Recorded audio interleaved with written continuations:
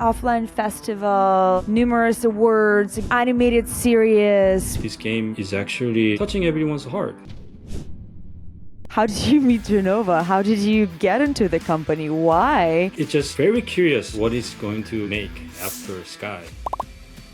Can you give me some examples of the social mechanics that work really well for you guys? We start to seeing what fan really likes to do is come into Sky and then You want to create a social environment. It just sounds to me like something that you can absolutely not control at all.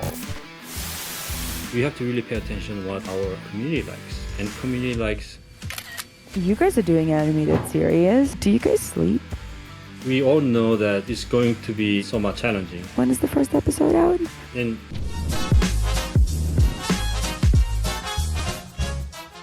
Hi everyone, my name is Ninelle Anderson. I'm CEO of Devoted Studios and I'm your host at Devoted SpeakEasy.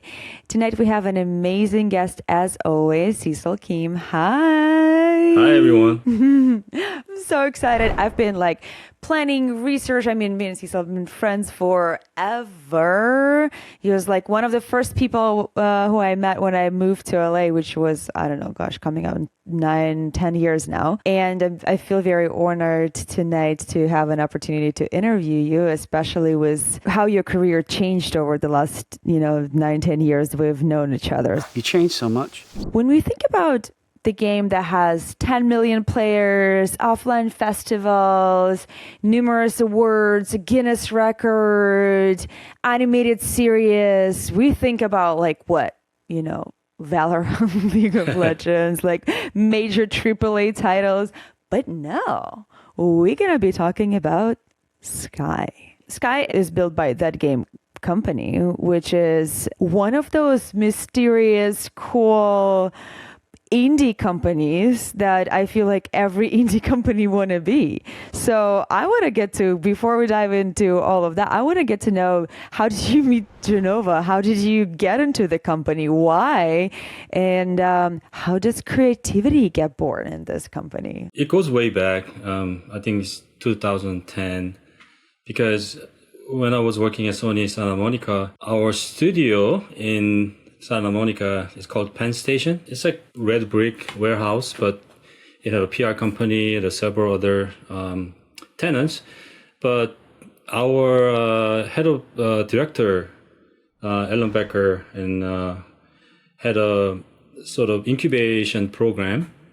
He started, meaning finding young, talented indie studios and actually support them with everything else besides making games, so they can focus on the games. So they were actually sharing our building. So during God of War development, we had a kind of studio wide open kind of walkthrough. We call it, I forgot, it's walkthrough or something else, but we had a beer coolers and stuff, and everyone in the Friday afternoon walking around and checking everyone's screen and stuff. But that's when I walk by and keep hearing how Journey was something special. That's when I met Genova and Kelly and everyone else. And fast forward, when I started my own company with Justin Yoon and Jimmy Yoon, one of the first projects we did was, I know, I miss those guys, was actually continuing on book publication, because they had a art magazine company called Blue Canvas. Alan Koch, back then he was a producer on Journey, good friend of mine. So he knew that Genova and Matt Nava is very particular about making their own product, including books and games. So they don't want to go to just a book company to make their art book. They really want someone to sit down and working with them side by side. So he recommended us. So there you go. That's fast forward 3-4 years. I was already left Sony, but I had a chance to meet Genova again. And then Matt Nava actually worked on his art book for 2-3 months at our studio. And then I was amazed by content, how much stuff they have. And then obviously when I played the Journey, that 2.5 hours is probably the bliss of my entire game playing experience. So I had a huge admiration. And then I met Genova when I closed down my company. after business reason and whatnot. So I had to really carefully think about what is my next step. My next step. This was not a bad step, sounds like. Yeah, it's interesting because Eric also wanted me to just kind of like go over translation in Korean because they were about to go global release, and Eric wanted me to do Art director? Localization. I was his friend. I was as a friend. Yeah, localization. So he sent me a Google sheet, and I was going through everything translated in Korean, and that's how I helped him. And he wanted to buy me a dinner instead of paying me. So yeah, let's do it. And then we sat down, and I told him, "Hey, Eric, by the way, I need to kind of find what I'm going to do next." And then he got really excited. He's like, why don't you join us? Why don't you work with us? And then doing something special. Wait, what happened was the previous That Game Company art director? I think there was Jackie. Jackie was the art director, and then I think he left before then. So there was a little... Perfect timing. Perfect timing. Perfect timing. I had lunch with Genova in a couple of days after. It's just very curious about what he's going to make after Sky. He kind of like loosely described, if he wants to make something like Journey again, sign me up. I have no question to ask. That was one of the first reason, because I was at the point in my life I really need to find something I can really devote my life. Devoted. Devoted.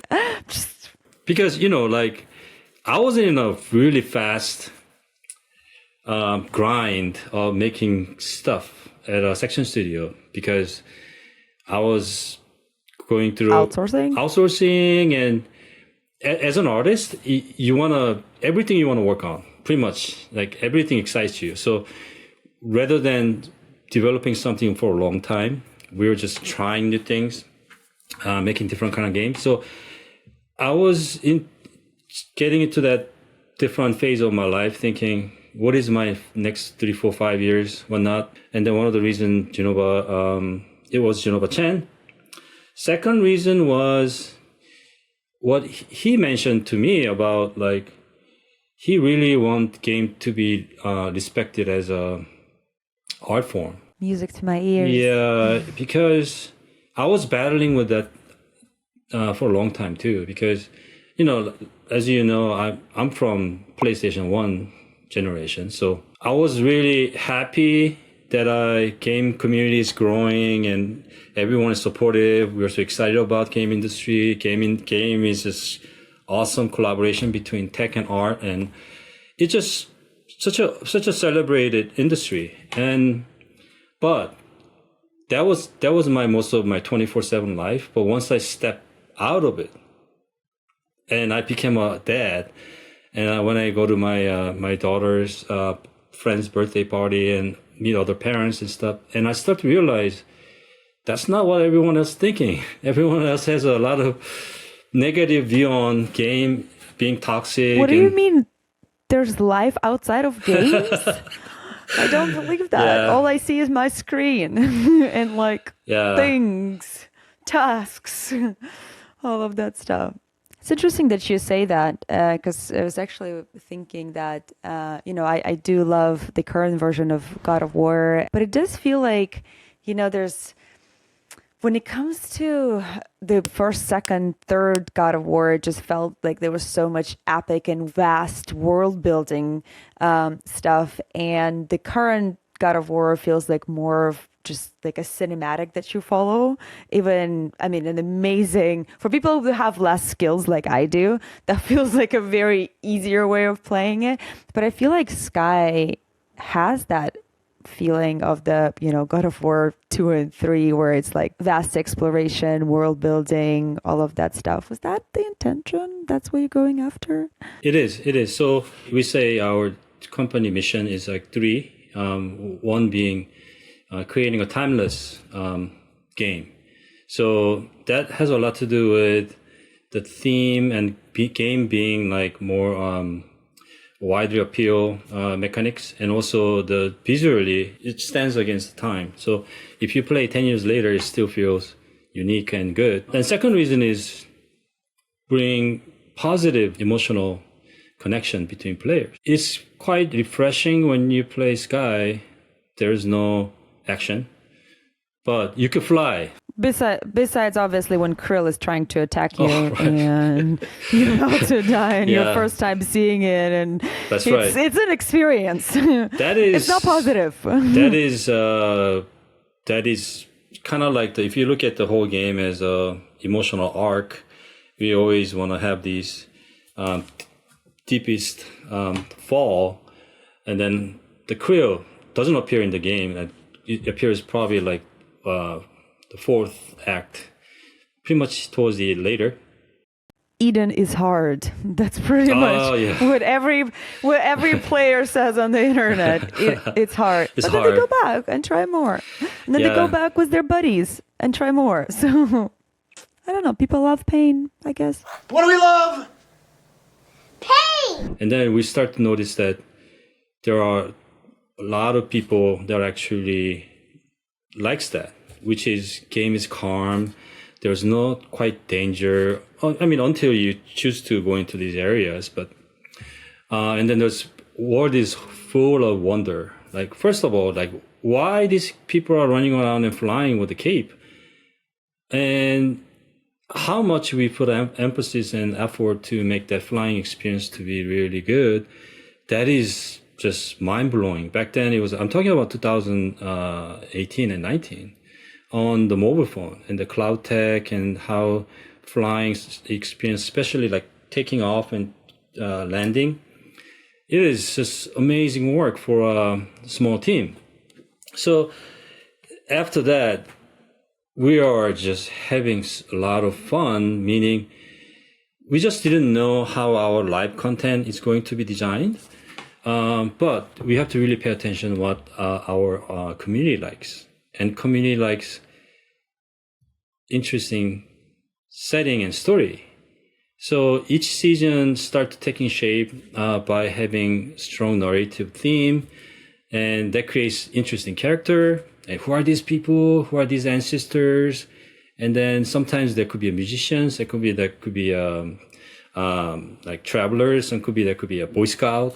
So each team, like, I was quite interesting to see what we're going to do next. But taking that 3 months time, it is fast iteration. So that was also a challenge. But right now, we are like not just doing the same thing. And that's why I love this company is very indie minded in terms of we have to be able to take a risk and try new things.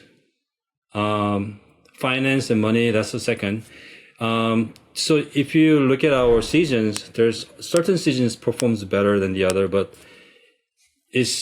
we have a full like different tone and different season theme that we want to explore. So that has been done so far. But interestingly, last couple of years, we start to seeing what fan really likes to do is come into Sky and then just hang out with their friends. So, which means like it's a theme park. It is theme park. So you don't have to do a lot. You just need to provide a place in which they can hang out. There's create a bench, and the interesting social mechanics they can be creative with. Can you give me some examples of the social mechanics that you feel like work really well for you guys? Over a few years, we've been introducing a lot of emotes, and then some of the emotes actually require two players. One of them, an example that I think this game is the only game that has a hugging emote. I played this game with my daughter. She was only 6. She was in my room and I'm downstairs, and she's on an iPad. I'm on my phone, and then we were both flying and somehow got sucked into the dusk area. So we landed on like Krill land. It was dark and gloomy, and I couldn't find her. Krill! Yeah, and I couldn't find her, and it was like desolate, like sand, like wasteland, and there was like big critters roaming around, and I was looking for her, and she's sending me these signs of crying signs. I was running, and she was running towards me as a little light. And then when I saw her, we both just hugged, and that felt most connected ever. Yeah, and then we were kind of like snuck under the rock and try to hide, and that's when I realized, oh my God, game. If you remove a lot of noise and a lot of gameplay mechanics and just focus on one thing, it really shines. So that's why I was so amazed how this game is actually touching everyone's heart. We've been getting a lot of letters from everywhere, and they really appreciate that. Some people really cope with their depression, and especially during the COVID. We're getting a letter from grandma from Hawaii saying like, never played Mario Brothers or any other games. I don't know how to jump or fly, but I'm doing well playing Sky. Today a friend took me into Eden, and yes, I didn't make it. I cried throughout half an hour process until I was brought back. I cried through that too. This game has taught me a lot about myself. I'm a person of love and truly don't like being alone, but your game brought out the courage in me. Thank you for your beautiful contribution to my life. Grandma will buy the upgrades for her grandchildren to play Sky. Yeah. So we shared all these letters coming to, and then, oh yeah. It's just nice.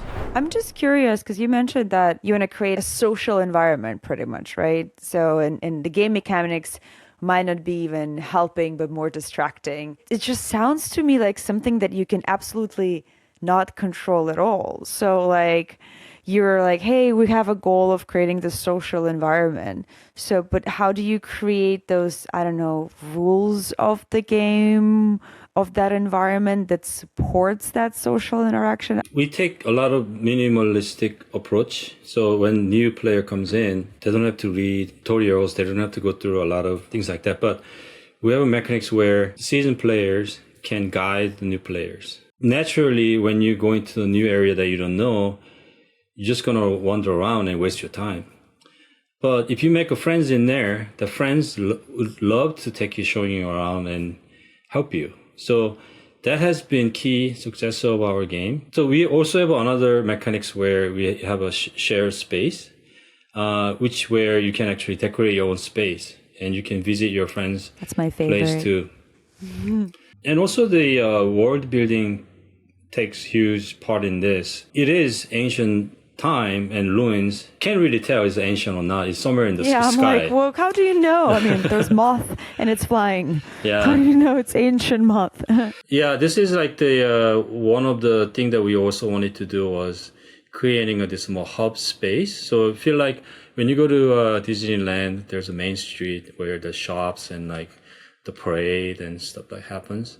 So we wanted to, before we had a small like home space, but I think we want to have this bigger space to where players can come in and engage. These are just some of the paintings I've done for different season. Obviously, this is more underwater season. So a lot of times I was doing more tone and mood for that area in the game. When you create a new area, what that feels like. One of the exciting thing that we did was the Little Prince IP collaboration. So it's kind of strange, huh? Like it's not like Disney, but Little Prince. It's just a book. I have vivid memories of a page in the beginning of the Little Prince when I was a kid, when the snake ate the elephant and it looked like a hat. Yeah. You know what I'm talking about? Yeah. I was so confused. But yeah, Little Prince is is a special one. This was a really creative season, and I think that something I'm really proud of for the team, and the whole company did that. So this was one of the NPC character, right? There's I don't know how many, 5 characters you're visiting on different planets. Sky has a interesting art style, and then it's quite simple, but it has a soft and really beautiful look. So reinventing these characters to fit. Cozy. Yeah. I feel like cozy is a new buzzword for video games. There's a period of time where everybody was doing like Clash Royale games. And then, there was more like Playrium type of games. And then next thing you know, like I feel like it's all Hayao Miyazaki and cozy games now. Like we entered the era of the Miyazaki right now. It is really true because especially the young audience and gamers, they are surrounded by a lot of information. When do they ever go out and play till sunset just with a stick and the ball? I don't think it's a thing anymore. I don't think that thing is happening. I'm sure, in our older minds, it makes us feel like, oh my God, our next generation is doomed. But I'm sure they're just so much more advanced because they've learned how to like iPad and all of that stuff when at the early age. So who knows? Maybe I feel like every previous generation thinks that the next one is doomed. So I think we're good. Dad, it's a different generation. Analytics says a lot of our players play the game before they go to bed. So that's another thing. When I was making the real-time strategy game at a Section Studio, the rival, it was PvP real-time and quite intense. You are basically like, it's so skill-based. If you lose, I couldn't sleep. I couldn't sleep really, like, because I was so upset. So when I hear like a lot of people just play Sky before they go to bed, it's like, yeah, we need to make those games. So it is really nice too. Actually, you can Sky, yeah. a game's version of melatonin. Yeah. You guys, that could be a commercial, These are our artwork from community. So we have quite big. Wow, I thought that was your key art. Oh. Hearing that's community art Yeah. just is mind blowing. You guys are doing a Skyfest. I mean, it's a massive endeavor. Community is mostly online. Like, what was the reason behind, or what was the idea, the goal behind making it? We've been doing a lot of smaller engagement where it's called Sky Assembly from the Long Beach a few times and Los Angeles and other cities in US. But a few hundred people shows up and everyone, just like the fan event, people do cosplay. And then we do have small presentation and snacks and it's nice, heartwarming engagement. And we've been doing that in other side of the global too, like such as we just had one in Taiwan, Indonesia, Korea, China. So Skyfest, going back to Skyfest, you have to build a physical space, right? And then plan it where this section will be a museum where gallery, so people can walk through and see development history of the Sky and also some of the main artwork. I cannot tell you in much details, but because we are developing these new tech to support the Sky experience, I'm talking about huge, like the back-end tech, such as like concert stuff, right? Because for Aurora concert, which was premiered 2 years ago, and last year we did another encore, we broke Guinness record of 10,000 players on screen together. You made it!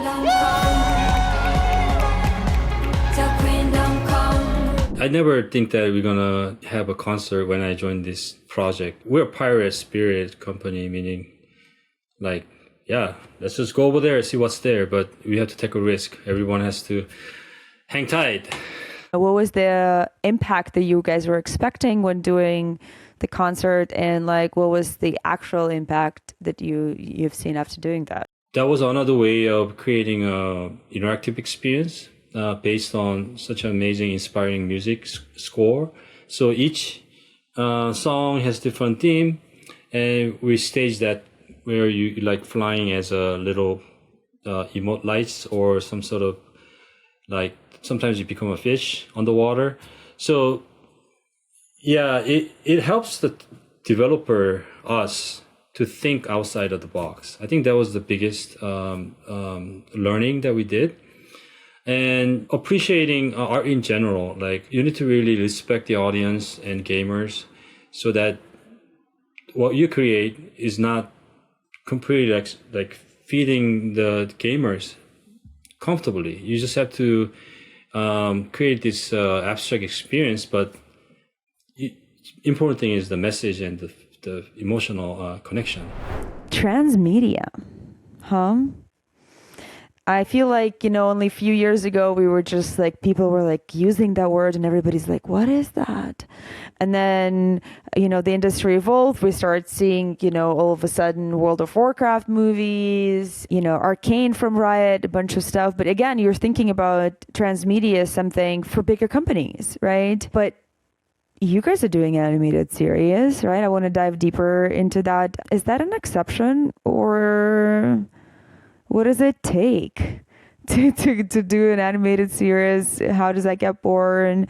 How does that get funded? Like, how much blood, sweat, and tears is in that? I want to hear all about it. Okay, so I guess this is something I pitched to Genova early on, but we all know that it's going to be somewhat challenging because we worked on animation, but it's mostly like trailers and stuff like that. So a lot of challenges are like the game doesn't have a dialogue, obviously. So there's already limited in terms of detailing the story side. We just want to tell more story about the game instead of adding cinematics. How do you create that? Do you hire a separate writer that creates a bunch of different lore stories behind everything that you guys are building? Or like, where do you start with that? I mean, I get there's a desire to do an animated series, but the game doesn't have any dialogue and a lot of story. And it's a multiplayer, so everybody has their own experience. The game is about meeting spirits. Spirits are, we call ancestors. So they're a memory of the people from the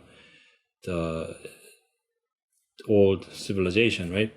So we're actually realizing these people, and then there's a full like high level world setting that covers the universe, and there's a symbolism in certain things, and we had to go deeper to explain that.